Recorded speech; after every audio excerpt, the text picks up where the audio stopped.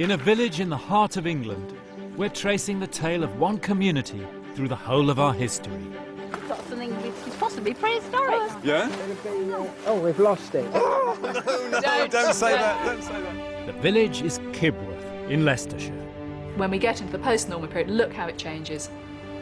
Huge explosion of growth. With science, history and archaeology, we're seeing how the story of the village is also the story of the nation. This area of South Leicestershire is very radicalised politically. You're fighting for England, he says. They were killed in the abbey. The high altar itself was splashed with blood. To help us, we've got wonderful village archives. This is what you've really come to see. From the 13th century, we can tell the stories of individual peasant families over the generations. Suddenly, with this, the village and its people come to life. In the documents, everyday tales of medieval lives. Emma Gilbert, Villain. Robert, the doctor. Alice Starr. Matilda Starr. Sisters. So how will the villagers cope with the horrors that lie ahead in the 14th century, the most catastrophic in our history? That's the next chapter of the story.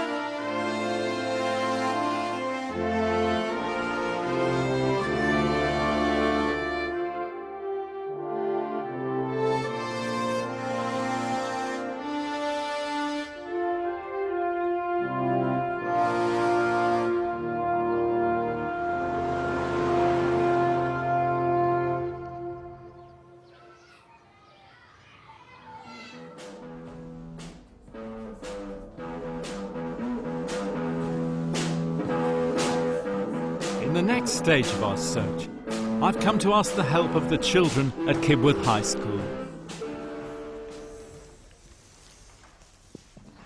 Imagine that is the A6.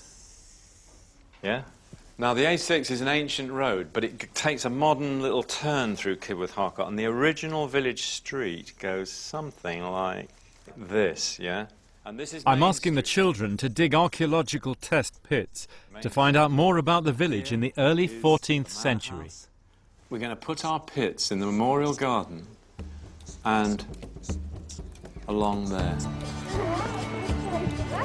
We've already dug 55 pits across the village, but we need to know more. So first of all, we're going to take out all the plants and that. So many of these will have quite deep. So now we've targeted the area behind the medieval marketplace and in the gardens behind two of the old farmhouses. Like England as a whole, the village had a boom time up to 1300.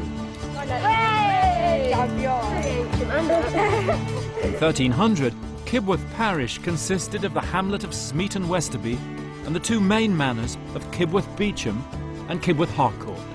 Maybe 1,000 people in all, free men and women, serfs and villeins. But the length of them is very impressive, isn't it? I mean, there's quite a lot of land in that back area there, which is obviously agricultural. Yeah. And maybe one housing plot here, possibly, or two. What do you make of the house, first of all? Any instant impressions there? The way you analyse a building like this is to count the bays, that is the distance between the upright timbers. So you've got 1, 2, 3, 4 bays, and each bay is roughly 15 feet long. So by sort of 1600, it's a jolly nice farmer's house. But back in the 1300, yes, maybe more than one family of villeins. What would a villain have had on this plot? Well, villeins are not very privileged people. They're unfree, so they have to go to the Lord's court, and it's the Lord's court which rules over their lives. And in Kibworth Harcourt, they had 12 acres of land each, a holding of 12 acres of land. Beyond the village boundary, in the open field. Both the Kibworths and Smeaton were open field villages. Each of the great fields was divided into many small strips, which were shared out and farmed communally by the peasants and their families.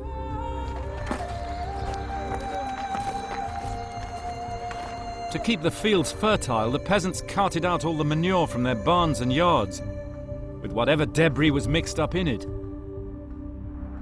So today we're searching for medieval rubbish.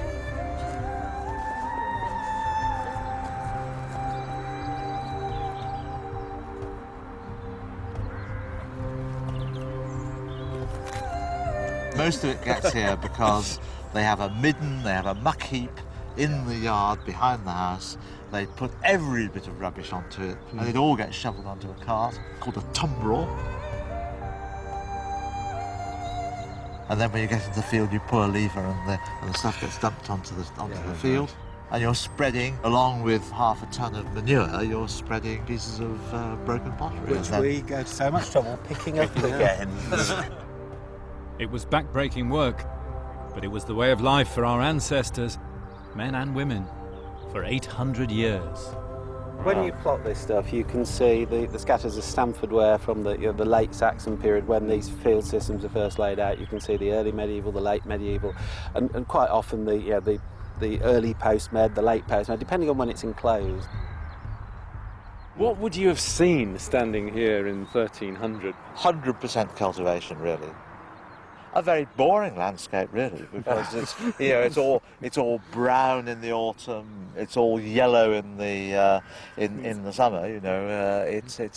It's very, very heavily cultivated. How does Nicholas Poley know that his strip is different from Walter Peake's and from the Well, at the end of Russells and the at the end of the strip, imagining this hedge, which of course wasn't there then, as a headland at the end of the strip, you would have some sort of marker. And it could be a wooden post, it could be a stone. Later on, the stone might even have an initial on it, P for Pooley or whatever. I've recently discovered that in Yorkshire they had holes. They were so mean in Yorkshire that they didn't have a post or a stone, they just dug a little hole. And that marks the boundary. And this way of life, hand ploughing with animals, continued all over England well into the 20th century. The open field system was not only labour-intensive, it took a huge amount of mental effort to memorise all the intimate detail of the fields and strips. Most of that knowledge is lost now, but not at Kibworth. Because back in 1300, the farmers of Kibworth Harcourt gave every detail of their land and lives to the new landlords, Merton College, Oxford. The field itself is Eastfield, and it gives us in English Estfield. This is strip by strip with the furlongs being described. And the local jury writing this down as they see it. I've got the later names of the field strips here in the East Field. The Long Coombs furlong, the Blackland furlong, Stone Hill furlong. Yes, we have Stone Hill here. Stone Hull, 2 cilians, so 2 strips on the stone. And of course, a perfect name, it would remind you, it's the stony bit of land at the top of the field. Long Hoe and Short Hoe and Herne Seek furlong, Berridge Home furlong, Slade Wall. Names and customs, the pattern of the landscape in the minds of the people, handed down for 1,000 years. Broad Wong. Brada Wong, down here upon the broad, 5 strips. That is just so fantastic. Now, these strips of parchment have ex parte umbrae and ex parte solis on the shady side and on the sunny side. That's the way the jury remember the strips. Yeah. By memorising the fields as the sun goes round like that. So it is orientation as you go round. So it's orientation. Horse Hill. That top part is This research being done on camera. It's a real thing now. Nobody's faking this.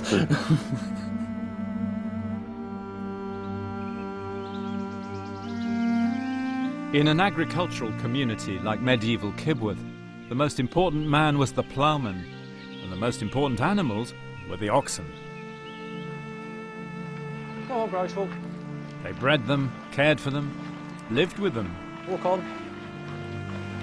And in Weald Downland Open Air Museum, they're doing a fascinating piece of experimental archaeology, training young oxen ready to take the plough.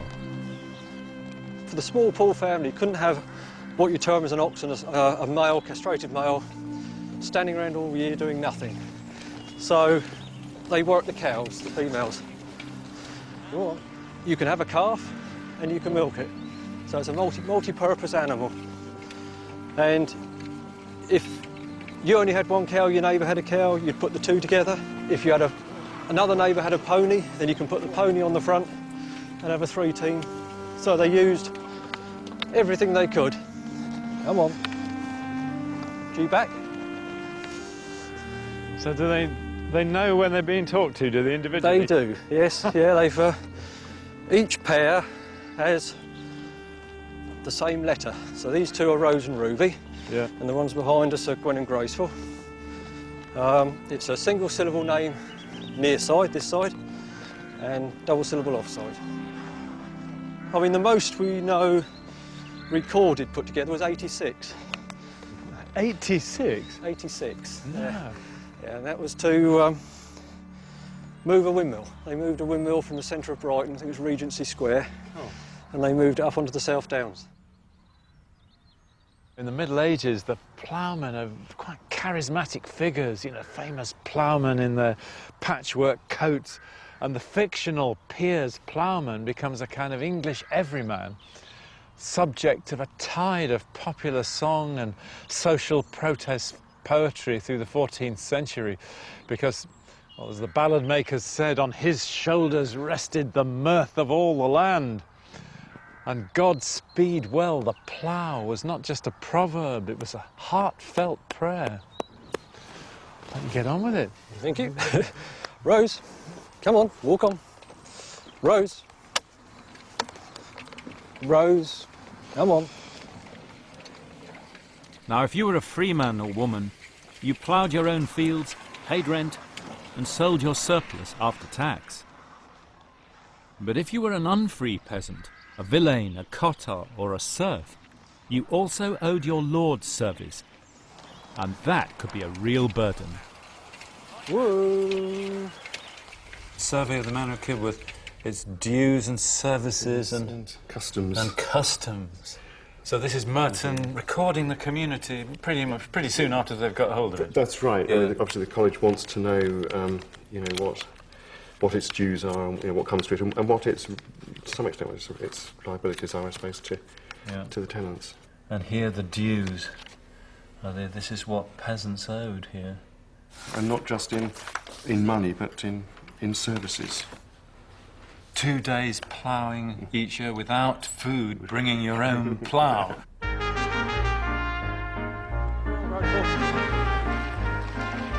Gathering straw together for roofing the buildings of the manor court whenever needed. Carrying the Lord's corn to Leicester Market on your own horse, but no further. Unless it be within the county. Walk on. Carrying coal within the county, using your own cart. 2 days mowing the Lord's meadow with one man. 2 days harrowing and hoeing, with food provided. Reaping 4 days. The men of the village to mow the Lord's meadow with a gift of 1 shilling and 6pence in beer. And on 1300 prices, that was enough to get you very drunk. So from the 1270s, the Merton archive gives us the most incredible detail on Kibworth Harcourt. We can trace everybody in the village from then until now virtually and do family trees of peasants for 15 generations. But what about Kibworth, Beecham and Smeaton Westerby? Well, the missing gap is here in the parish and county history of Leicestershire. of the antiquarian William Burton. It's one of the earliest of the county histories, and it contains our first historical accounts of the Kibworths and Smeaton. Published in 1622, same year, the same publisher and the same printer as Shakespeare's Folio. Of course, it's obsessed, as you'd expect, with manorial history, but what's really interesting about this is that Burton's notes survive, and they're an altogether different matter. Here they are. They were written down in 1615, copied from the ancient original membranes by me, W. Burton, 15th of July, 1615. He excerpted the great rolls of the survey of 1279, the most detailed survey of England ever done before modern times. They're lost now, but here, largely unpublished in his notebooks, are the first detailed accounts, not only of Kibworth Harcourt, but Kibworth Beecham and Smeaton Westerby. Starting with Smeaton, here for the first time are the names of families in the village, and some of them very long-lasting families in the village story. The Allens and the Astins, very long-lasting names in that part of Leicestershire and indeed in Kibworth. When you turn to Beecham, though, nearly everybody unfree. There's about 45 families of villeins and serfs. 1315, and it had 2 mills, 1 water and 1 wind. Oh, did it? Yes, how about that? Well. But attached to it, 200 acres of land. So that must have been... Yes, that piece down there, straight down. Yeah. Yes. All the way across yes. To Smeaton. To Smeaton. Yes. Yeah. It's always called the old house in the middle of the village. And you had, I'm saying, you had a communal bread oven out in the village street. So again, the villagers brought their corn to make bread. A little cut of that went to the manor house. 4 free tenants, 24 villeins, each one with a cottage and 15 acres, and 18 serfs who were the lowest level kind of peasantry. Wow. So the Beecham half of Kibworth was still unfree as it had been back in 1066.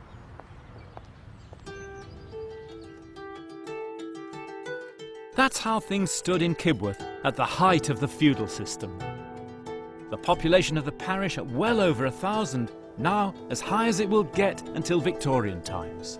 This is context 2, Yeah, and this is the out of our pit.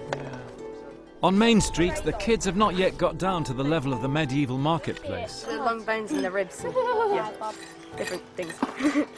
We love you, Bill. But for the field walkers, there were easy pickings from the once teeming medieval fields. There's certainly stuff from the 13th, 14th century.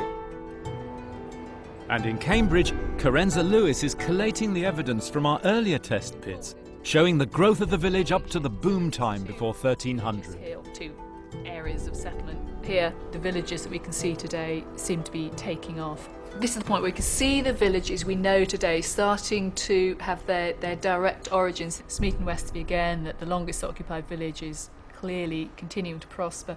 The other really significant place we've got is up here in Kibworth Harcourt. You can actually see the village growing. I mean, that is Kibworth Harcourt extending along the street there. Pottery coming out of virtually every test pit there. Yeah. And not much in Kibworth Beecham. You know, there's an old village legend that kind of Harcourt is the kind of posh, rather well-to-do end, and Beecham's always the poor end. But you wouldn't ever find that hinted at in the pottery, would you, Carenza? Is that's what's so fascinating. Fantasy, or? Well, that's what's so fascinating about this period is you've got these 2 strands of evidence that we can use to sort of reflect off each other, really. And I mean, it is interesting, isn't it, that in the light of that knowledge, you can look at this map and think, well, there's very much less here.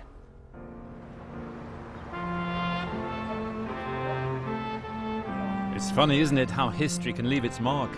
In Victorian times, the villagers even argued about separate sewage systems. Harcourt and Beecham had different doors in the church, and even separate parts of the graveyard. This is the surviving windmill at Kibworth Harcourt. They had 2 here and 2 over in Kibworth Beecham. It's a post mill. You turned it on its central post using this wooden tail to face the wind. This was new technology that had spread over England in the 13th century to feed the booming population. There's more than 1,500 people.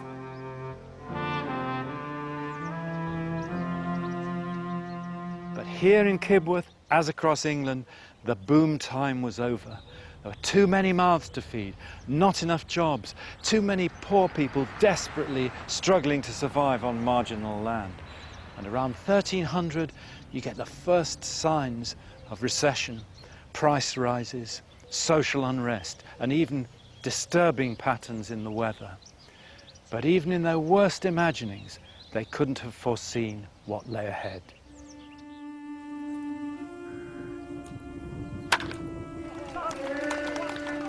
From the 1290s, the English summer went wrong.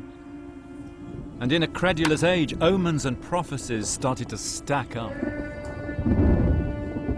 1302. It is foretold that great misfortunes lie ahead. Earthquakes and wars, division of realms and peoples, and a great and unheard of famine.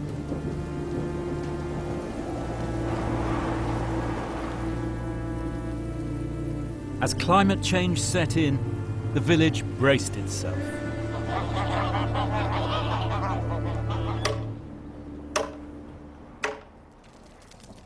The key person at village level was the reeve. The reeve's job was to supervise the agricultural year in the village. The ploughing and the reaping and the sowing. He chaired the village court, adjudicated on disputes, and he submitted the accounts to the landlords, the fellows of Merton College. And the reeve in 1314 was a man called John Poley. He was married with 4 kids, Agnes, Hugh, Will and Rob. He wasn't a rich man, his father only held 7.5 acres, but he was a free man, not a villain. And it's in John's accounts that the first signs can be seen of the coming catastrophe. In the Kibworth Court Rolls, and in many others across England, we can watch as disaster strikes. 1314, January. There was severe cold. One frost lasted more than 2 weeks. Extra milk was needed for the lambs and oats for the horses. Spring. April, very cold. A high mortality of doves. Summer was cold, with continual rain. The roses were late this year. Autumn, very wet, followed by a sharp frost. Ploughing was late. More oats were needed for the horses. Winter. Snow cover for much of the time. We fed the peas to the pigs. 1315. A late winter this year. It was wet and cold into the spring. Extra hoeing. The peas were flooded. Summer was very wet. Very low yields for barley and wheat. Autumn, very wet. Ploughing prolonged. Sheep rot. 1316, late spring. The weather was wet, more sheep rot. Summer was exceptionally dry, ground rock hard. We had to purchase 12 measures of steel and 40 pieces of iron for the repair of ploughs. Much more this year because of the dryness of the summer and the hardness of the fallow. By 1315, the people found themselves in the worst famine in British and European history. The harvest of 1315 was a disaster. Poor tenants were forced to give up their holdings and sell off their gear. People were dying everywhere. Grain yields slumped and prices shot up. While rich merchants bought up the surplus to make a profit, the peasants were thrown back on their knowledge of the countryside. Your main meal would have been your pottage or porridge, whatever happened to be in season, even edible weeds, things like fat hen and orage and bittercress. We know about the medieval cottage garden from a minute excavation done of one peasant house, the kind lived in by Matilda and Alice Starr. Plot of vegetables and herbs would just go right up to your cottage front then. Absolutely. You would cultivate as much as you possibly could, really.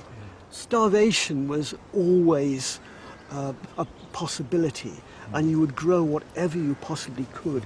And this is where your edible weeds came in. Mallows, hyssop, mugwort, the Artemisia vulgaris, the wild wormwood. If your crops failed, at least you'd have something to put in the pottage. If you were good at doing this, you could just about keep things together. You may well be able to keep going.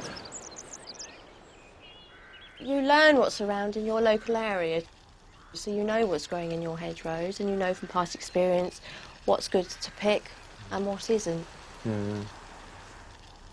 You've got beer in there, and of course you get lots of calories from that. You've got all these greens, herbs from the hedgerows. Got things like Alexanders and fivers, flat leaf parsley, and depending what year we're in, we'll get changes of those as well. So they really knew how to exploit what was around them then? I think so. I think so. So, and it's very much a community effort as well. It's not just the family, it's everybody living in that rural area.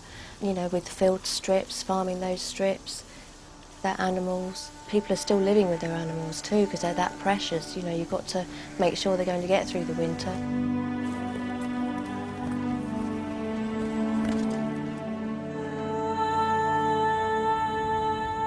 The next year, 1316, things only got worse.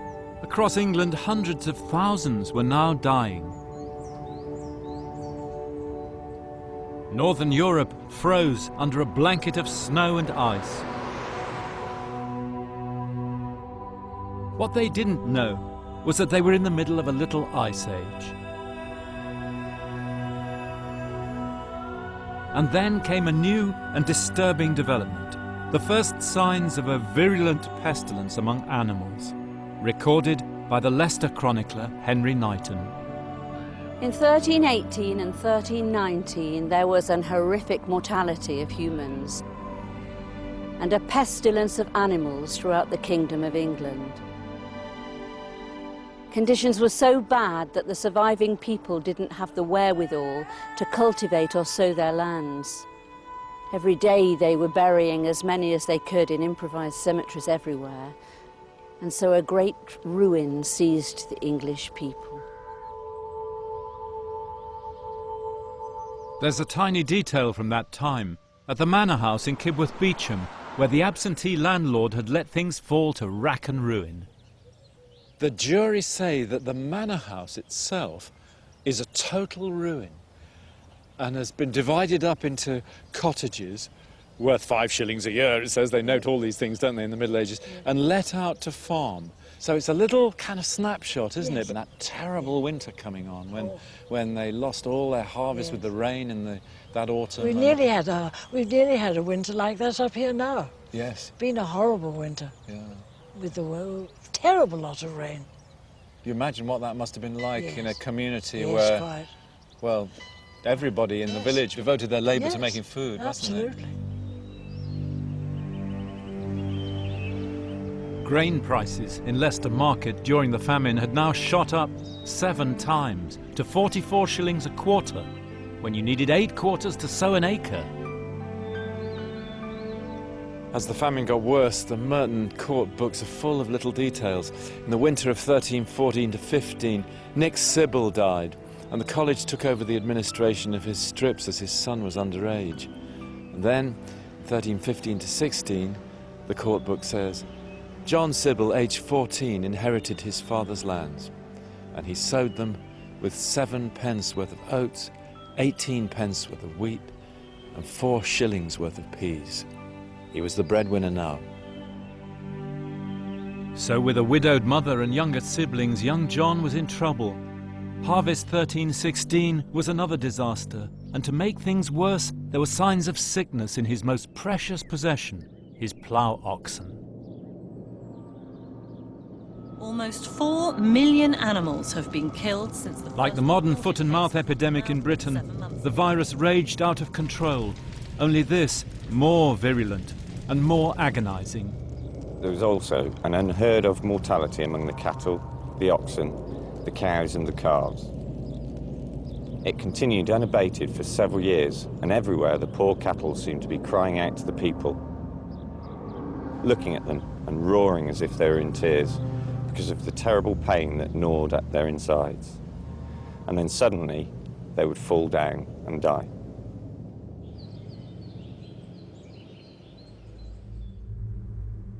The news of such terrible suffering in the countryside caused great consternation here in Merton. They saw immediately that it would be impossible to push the receipt of rents as it had been before the famine.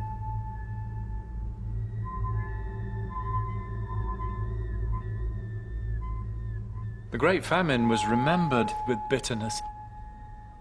The merchants still had profited. The supplies had been there, which had a supine government been motivated to move them with more alacrity, could perhaps have staved off disaster. As the popular songs of the time said, there was one law for the rich and one for the poor, for might is right and the land is lawless. More than 500,000 people in England died in the Great Famine, 10% of the population. But peasant societies like medieval Kibworth are resilient. For centuries they'd lived with famine and disease. And in the 1320s they began to recover.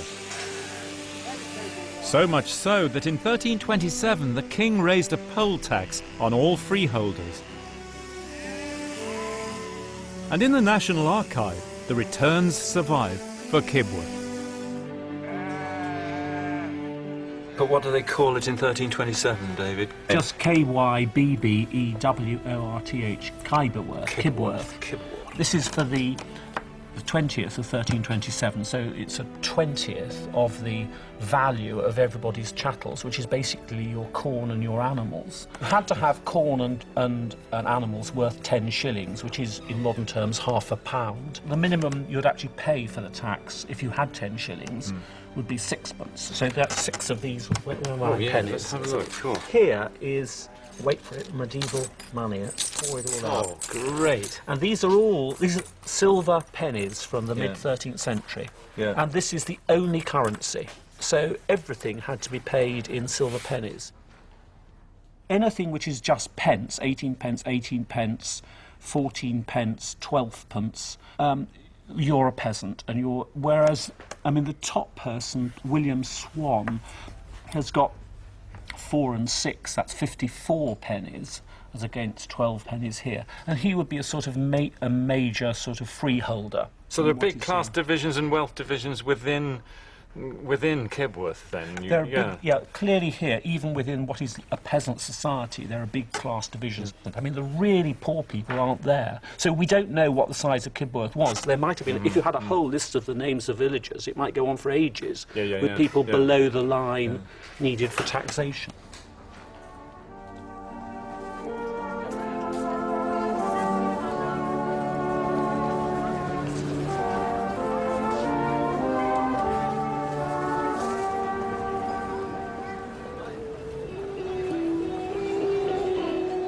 During this time, Leicester, nearby, began to draw many Kibworth people as craftsmen, drapers, ironmongers, joining guilds, bettering themselves. Leicester was growing.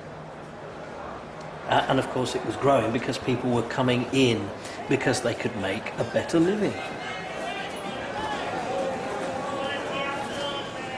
This is actually a tax roll. People who are identified by their trade or where they come from. You've got William of Kibworth, Geoffrey of Osbaston, or William of Lutterworth. They're local places, but also people from further afield. There's someone from Carlisle, I think I noticed earlier. But they're not all men either. There's Alicia de Kibworth here.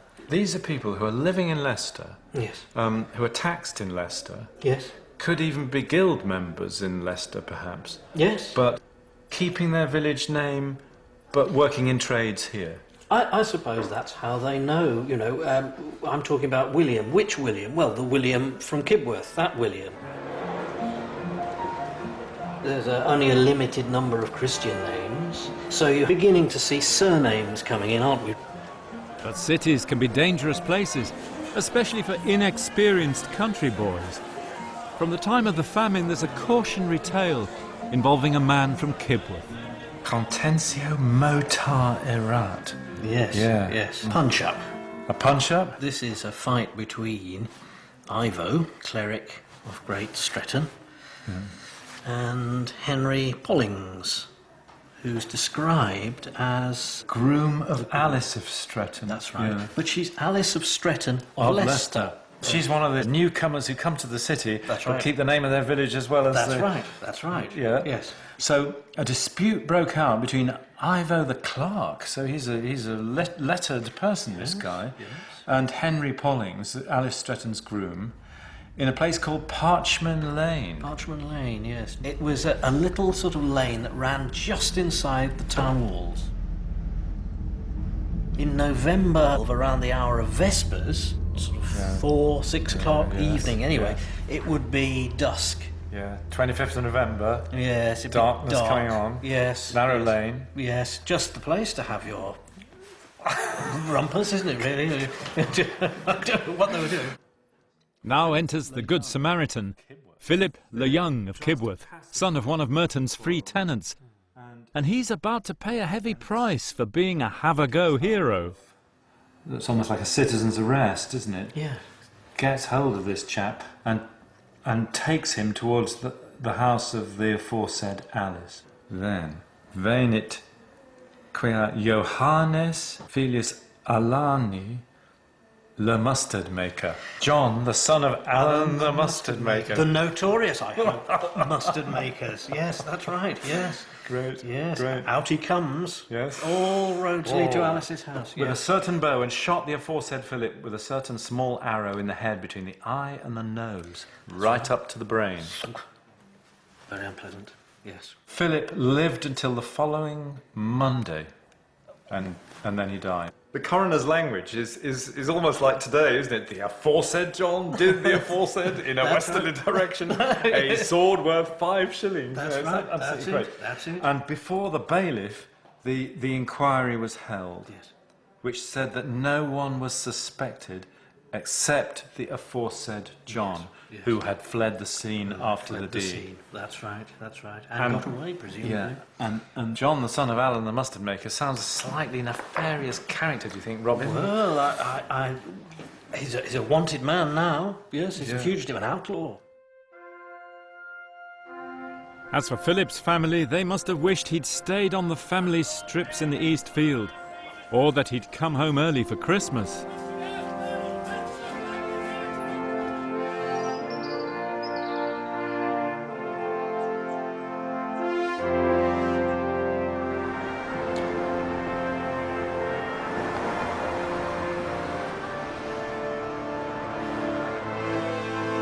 Now, in the 14th century, Christmas was the great holiday. You got 3 weeks off from work in the fields from mid-December to Plough Monday, after Twelfth Night.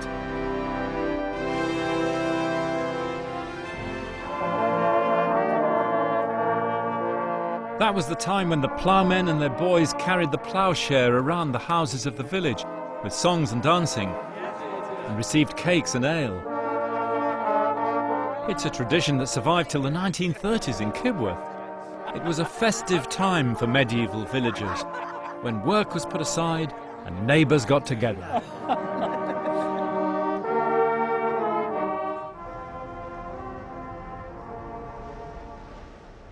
But at Christmas 1348, terrible rumours came down the road from London.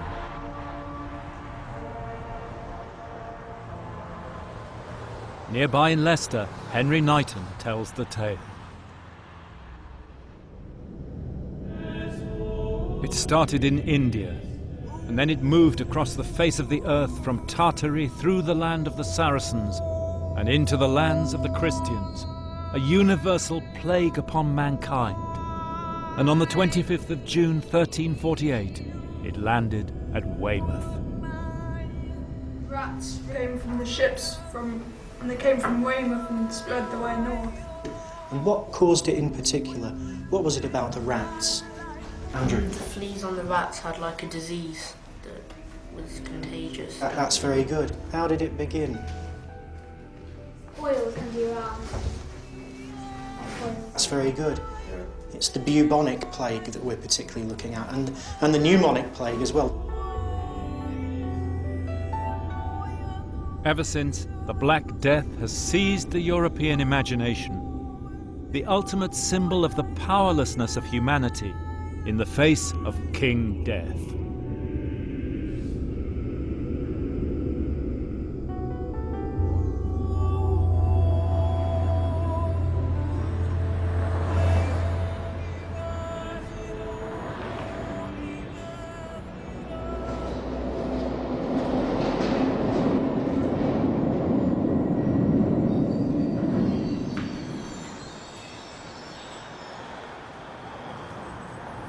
In the winter of 1348, the plague reached London.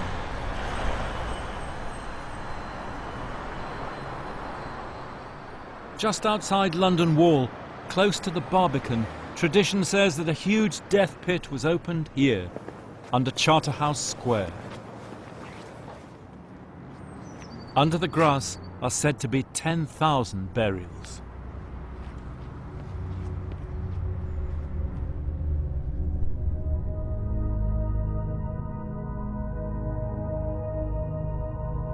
Recently in London, the first Black Death cemetery to be scientifically excavated has revealed close-up detail from 1348. The grave diggers, too scared to take coins from the purses of the dead. In Kibworth, they knew it was coming. A two-pronged attack up the Bristol Channel and through the rivers of East Anglia, like malevolent monsters, and at the point of their jaws, Kibworth.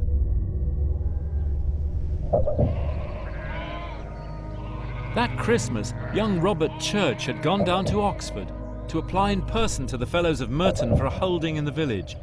Perhaps he brought the plague back. The first known death in the parish was in Kibworth Beecham early that spring.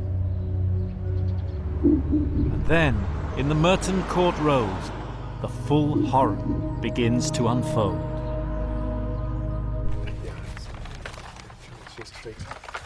So it should be a fairly striking.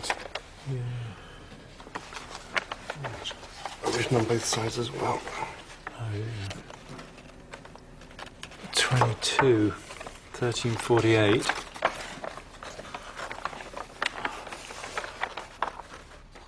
So the college, even in the catastrophe of the Black Death, they tried to keep the administration running, and the rhythm of life just continues, and it's a way of coping, I suppose. It's an incredibly human response in catastrophe, isn't it, to keep things ordered, I suppose. Yeah. Right.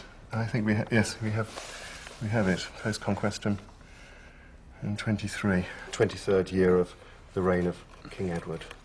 Edward III. Edward III. Yeah. So 1349. 1348. Yeah. The year of the Black Death. And we know what time of year this was, do we? Should even give us a day. 14th of May. Cool. These are the swearing in of new officers and a beadle. The new reeve. Yes, names that we recognise: Pole, William Pole, John Haynes. Haynes, yeah. Administration was so immediate; it wasn't a bureaucracy that was, delegated to a local authority as we have today. You were the local authority. If you weren't elected this year, you could be elected next year to be the constable or the, looking after the pound or whatever.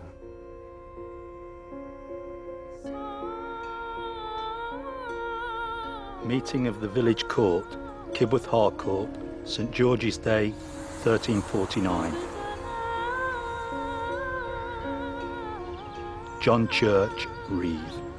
The following tenants died of the pestilence: Emma Cook, Alice Aaron, John Church Sr., Agnes Poley, Robert Poley, Mr Haynes, Mr. Goodwin, John and Constance Sybil. Margaret Meister, Richard Sylvester, Nick Clark, Henry Harcourt and Matilda Harcourt, Will Smith, Alice Carter, Adam Kibworth, Thomas Harcourt, Rob Meister, Nick Poley, Emma Wade, Agnes Allett, John Hayne, Will Milner. And 1349 wasn't the end of it. King Death came again to the village in 1361, in 1375, 78, 89 and 95, and a last cruel spasm in 1412. The Poley family alone had 7 male members dead. Modern equivalent is like the First World War with a whole generation signing up and going off together and not coming back. What have we got here? So the black ink is replacements. Yes, and the browner writing has been crossed out and then sort of almost carroted in. Is the new tenant. Gosh, is that a Poley up there as well? Can you see? In his notes in the court book, the reeve keeps up the impression of normality. One of the customary tenants is one of the women. Yes, this is Isabella Poley. Oh, yes. Has died. You can see her name has been crossed through, and somebody completely different. In fact, I think it's Roberta Smith has been. So it's not a member of her family unless by marriage, but it's a completely, it's an alien. Yeah. It's not passed from mother to son. Yeah, yeah. And the family couldn't take it over, presumably, because of their losses, yeah. Possibly weren't enough sons to take over. Yeah. But you dug out this sort of space here. It's about this area, isn't it? Yeah. So you can still see bones coming through there. There's lots of tiny, tiny little bones there. And I found a few tiny bits of pottery popping out as well. Across Kibworth, many properties were abandoned at this time. But the evidence around the medieval marketplace for what happened after the Black Death was thin, to say the least. I think it's plastic. That's a big. Bit disappointing in terms of medieval activity. Yeah. But I think having the sort of negative evidence for the medieval period is good in itself as well. When you take this forward to the next period, Smeaton, which has been with us for so long, seems to be absolutely devastated by it. There's just 2 or 3 sites. They've produced single sherds of pottery. That is so amazing. The one area that carries on in occupation seems to be up here. And even if some of these other areas are occupied, what it's really showing is this huge dislocation where these are test pits that were producing pottery for the high medieval period. Those plots are not being occupied nearly as intensively. The people who live there clearly are somewhere else. And you're talking, I suppose, about, a population that's gone from maybe 2 million in 1086 to something like 6 possibly in 1300. I mean, there's a lot of argument about this, isn't there? But a collapse... Perhaps collapses back down to 2 or 3. Massive contraction.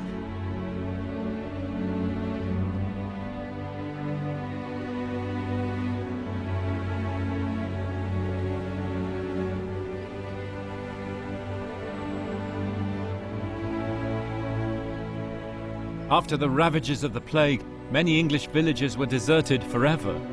But not here. Even Smeaton survived, with the old families we met in the 1270s, the Allens, the Swans. But in Harcourt, the Merton Court rolls show the loss of 2/3 of the tenants, the highest losses from the Black Death known anywhere in Britain. And a hint of the villagers' reactions to the catastrophe comes in a box of documents which has recently turned up, recording grants made of property and land in the 1350s that later came into the hands of the village grammar school. They still provide a charitable income for Kibworth High School. It's an astonishing treasure trove, the school box. These are the earliest documents from the 1350s, the immediate aftermath of the Black Death.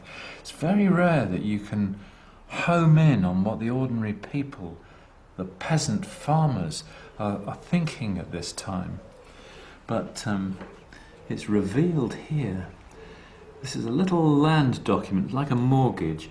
Sciant Presentes et futuri. Know, people now and people in the future, that I, John Deere, dediate concessi this grant of land, confirmed with Robert Chapman of Kibworth, and it's the gift of one house, unum messuagium, which belonged to Nick Poley in Church Lane. Poley died in the Black Death, recently dead, along with a rood, that's a quarter of an acre in Middle Furlong, and a rood of meadow.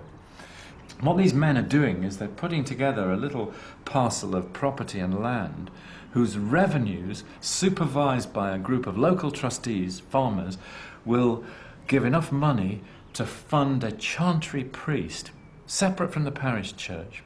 Now, this priest may in time have even taught the kids in the village how to read and write, but his chief job is to do masses, dirges and requiems forever for the souls of the dead, for the mothers and fathers, the brothers and sisters, and the children of the village who died in the Black Death, the greatest catastrophe in its history.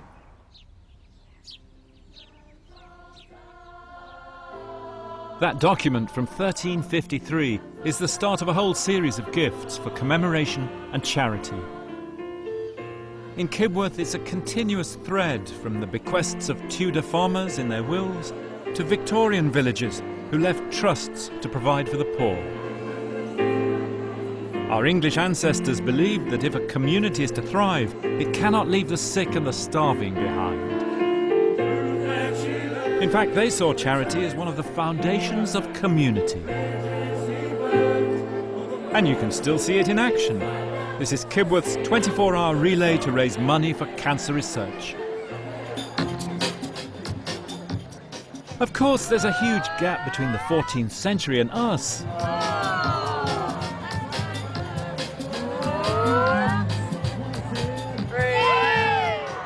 Sometimes it's hard to believe that we're the same people, or that our medieval ancestors would recognise us as their descendants.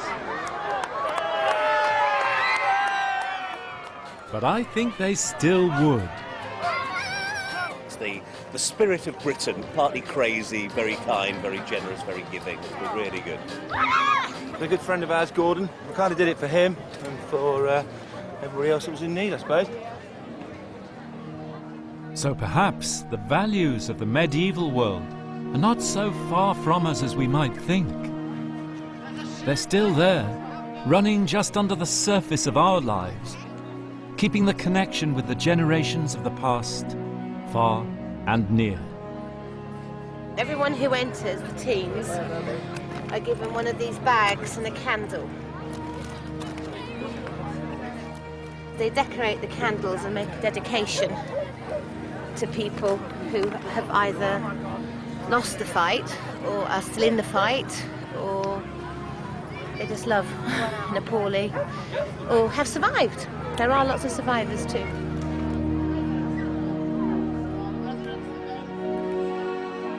And we say no be a mirror in darkness. No we know of party, but then ye shall know, as I am known. And no dwell in faith, hope and charity, but the most of these is charity.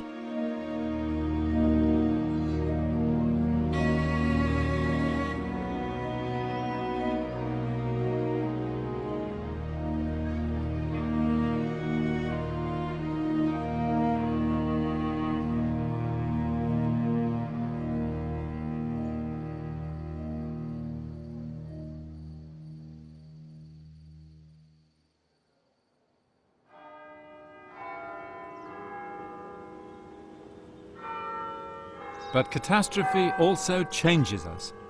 After the Black Death, deep social unrest led in 1381 to mass revolt by peasants across England.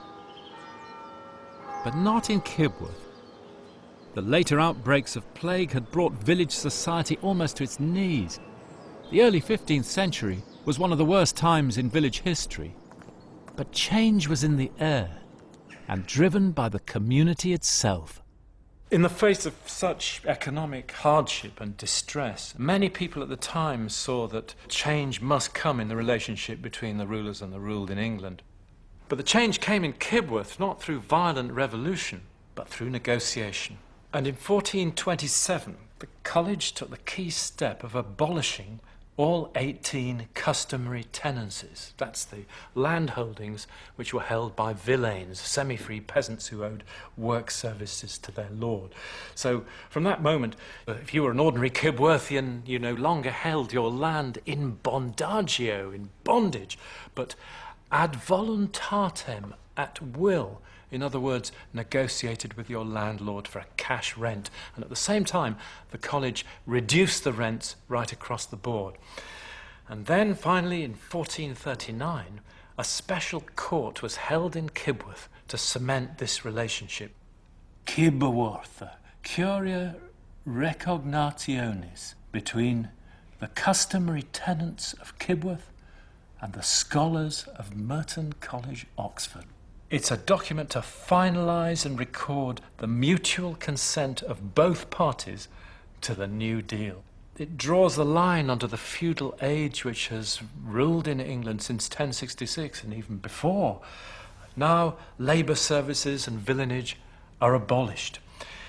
You can have your son or daughter inherit your land. You can take out a leasehold. You can transfer lands, build up your holdings, amalgamate your tenancies. You can decide whether you want to be an arable farmer or whether you want to breed stock. You can view English history at this time through the lives of kings or queens, if you like, through the 100 Years' War and the Wars of the Roses. But here is a glimpse at grassroots level of changes that were no less significant in the national story. By the 1440s, the people of Kibworth, like many villages throughout England, are on the way to becoming modern people.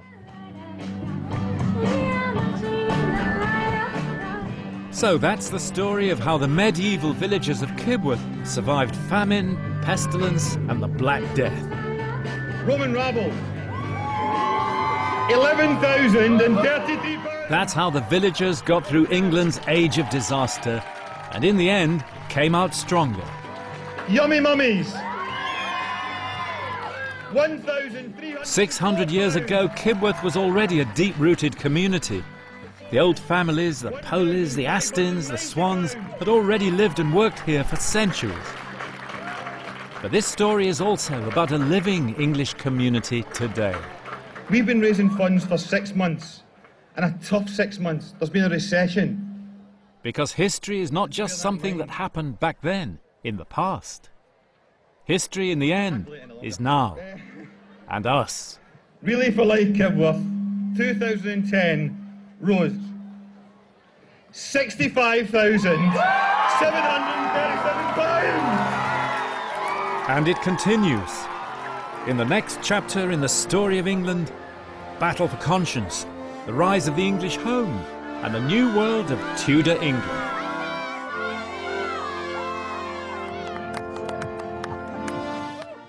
Stay with us as Ruth has a very unfamiliar experience in Waterloo Road up next.